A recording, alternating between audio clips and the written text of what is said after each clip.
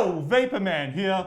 Conflict of interest alert. Conflict of interest alert. If you're a smoker and you don't know, or you know a smoker and they don't know, the current tax on tobacco per stick in this country is 94 cents. Now I went out, I did the math, I went to the Coles website, I looked up a pack of 25 cigarettes, which costs $29.95. Of that, in tax, you will be paying $23.50. That's 78.5% in tax. So if you're a smoker and you think you're already paying too much tax, well, you're paying the government even more by smoking. Now I know when I was a smoker, everybody tells me smoking's bad, you gotta quit. You know. Here's just another reason I'm giving you. To work out what's left, that's $6.45. That's the cost of the pack if you remove the tax. That's what not only Big Tobacco gets, but Big Tobacco shares with Coles, distribution centers, and any other costs, logistics, delivery, middlemen, tariffs, on and on it goes. So if you want to talk about who's its best interest to sell cigarettes, who gets the most money, it's the government with 78.5% of that pack. Now, I'm going to be doing a review of another fellow YouTube comedian and probably the best journalist so far I've had on this show. They're interviewing Tanya Plibersek. Let's just jump into it, shall we? I used to smoke Alpine Lights. Alpine Lights used to smoke, huh? Great advertisement for the tobacco companies there, Tanya. Geez, someone would think you'd be getting 78.5% of the total cost of the cigarettes. Interesting. Which were really targeted at girls, for sure. Sounds it. Girls, go get your Alpine Lights. Tanya Plibersek approves. Yep. Did your mum know? She busted me a few times. I got in big trouble. I hope she did bust you a few times. I had my pocket money cut, I got grounded, I got in big trouble. Also, notice the fruit on the table there. That'll be interesting later. Yep. Well, that's nice to know that she was, fine with it. Because I just imagine that back then everyone just would have been like, smoking's good for you, right? Like that's just like brushing your teeth. Seriously not that old. You're just talking to me as though I was smoking in the 1940s. This is like the 80s. And for some context on a timeline there, the Royal College of Physicians first released their anti-smoking information in 1962. So she's right there. Okay, not the 40s. We knew that smoking was bad for you. Well, look, I don't really know the timeline. I just thought that right up until the 90s, everyone was kind of just like... Yeah. Most people don't really know the timeline. You're about to find out. It's open-ended. Dude, it was the climate change debate of then, right? Not really. I mean, seriously, in the 80s, everybody knew smoking was bad for you.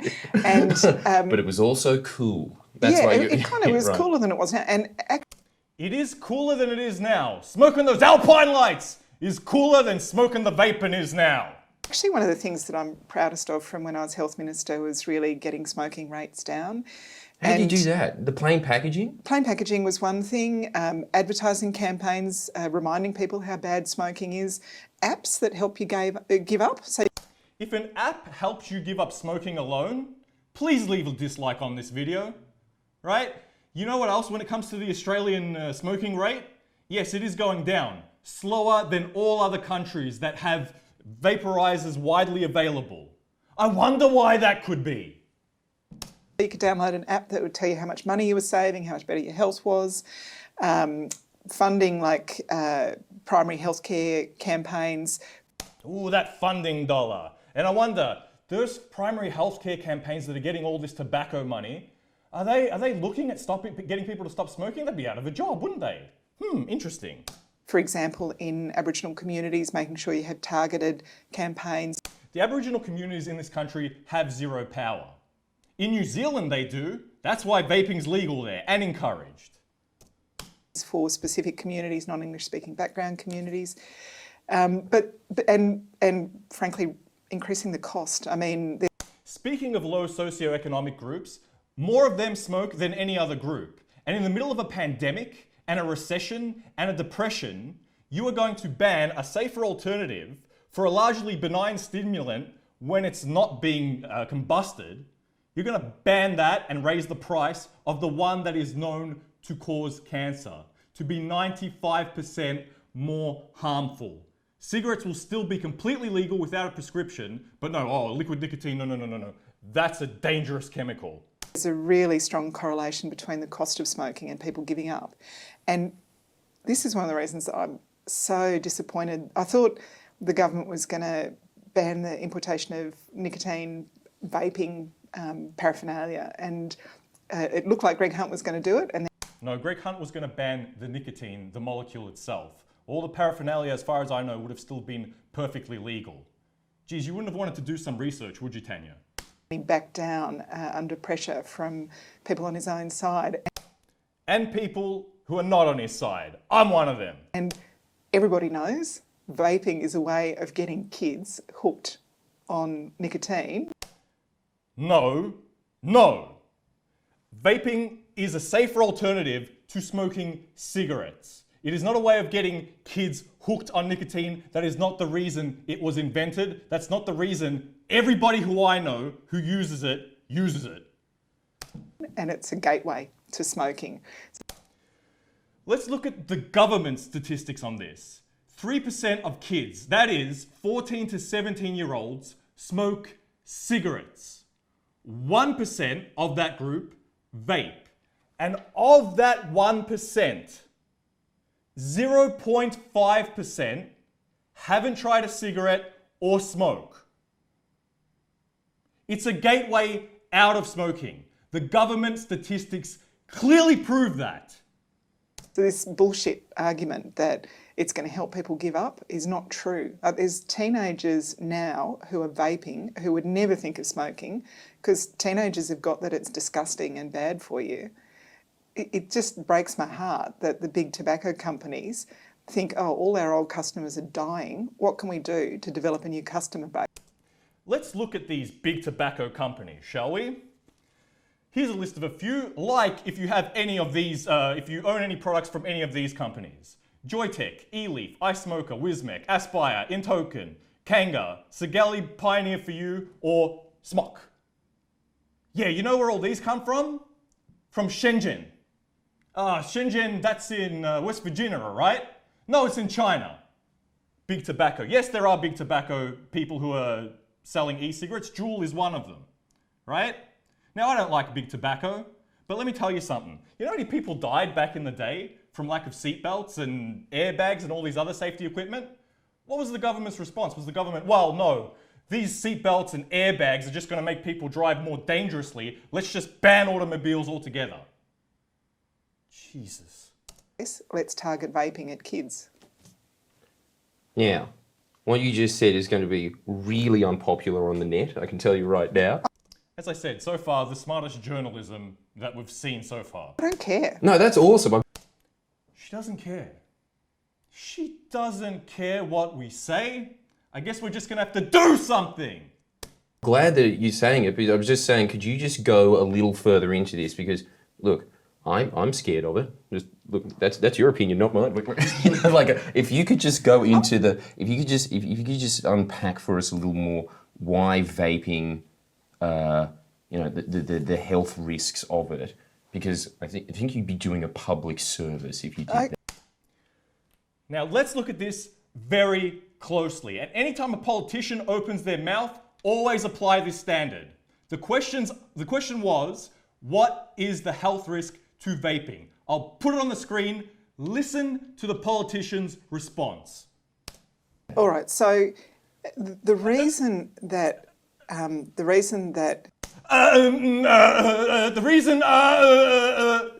some alcoholic drinks are sweet flavoured and don't taste like alcohol is because kids don't like the taste of alcohol. We'll get them drinking sweet soft drinks. I didn't take up smoking when I was a kid, but I damn sure was drinking. And you know what I drank? I drank beer. Because guess what? If I turned up to a party with a pomegranate Bacardi Breezer, I would be teased like crazy. Kids drink because it's the adult thing to do. Kids drink to seem more sophisticated. And the advertising on TV, dun dun dun dun dun, be a real man, earn a hard thirst, drink beer.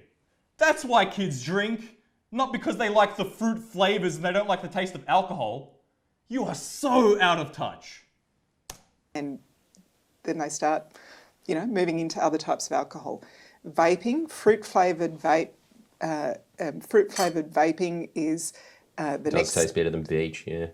And then you go, And then you go non sequitur. okay, some has nicotine, some doesn't. I'm going to try the stuff with nicotine. Oh, I'm addicted to nicotine.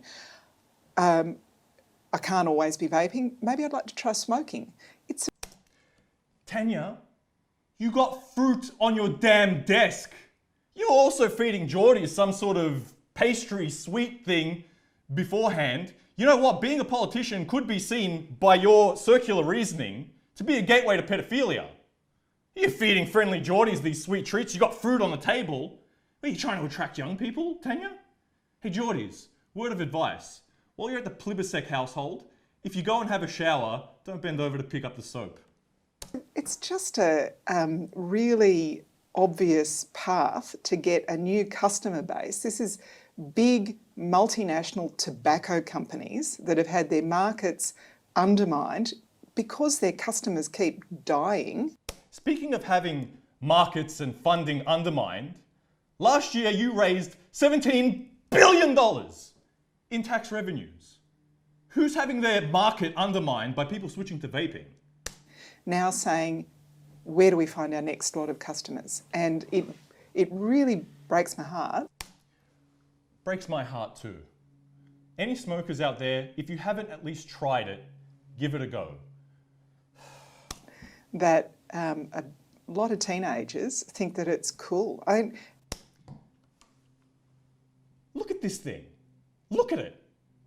How can sucking on R2-D2's penis be cool? How dumb is it to give people money to make you sick?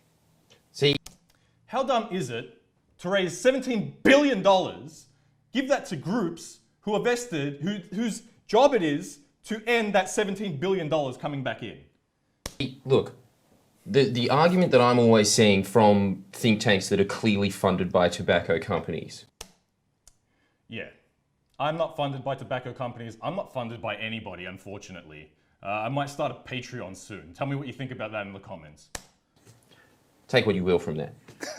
They always say that it reduces the amount of people smoking because it gives them a healthier alternative. At least the counterpoint was there. Geordies, on this one you're wrong, but at least there was some sort of follow-up. At least there was some sort of... So is there evidence to support that, or? I call bullshit. Honourable member, you call bovine excrement.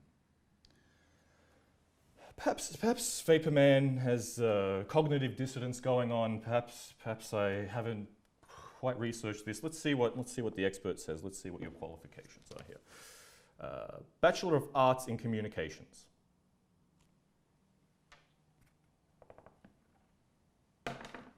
You also applied for a job at the ABC, but they knocked you back. So being a politician was your second choice. Tanya, if you get kicked out in the next election, go apply for the ABC job again. You'd fit right in. You got about the same mental capacity as half of the Muppets over there. Yeah, fair enough. Yeah, I think that's probably the right move. Seriously, 13% of Australians smoke now. We've been getting that number down, the proportion down, year after year after year. And At a slower rate than most other countries. the least likely people to smoke were teenagers. And still are. If you didn't start smoking by the age of 21, you were likely never to smoke. I started smoking after I was 21. Once again, statistics and anomalies. Anyway. So we've got this group of people who we've successfully convinced that smoking is bad for you. In fact, it kills you. And by the way, it's expensive too. Wonder why that is. That it's a dumb thing to do. But, we've got this new product that appeals to them. It just is heartbreaking. You know what's heartbreaking? Australia's first anti-smoking campaign came up in 1972, right? The Big Tobacco Royal College of Physicians had their first information out that smoking was very harmful for you back in 1962.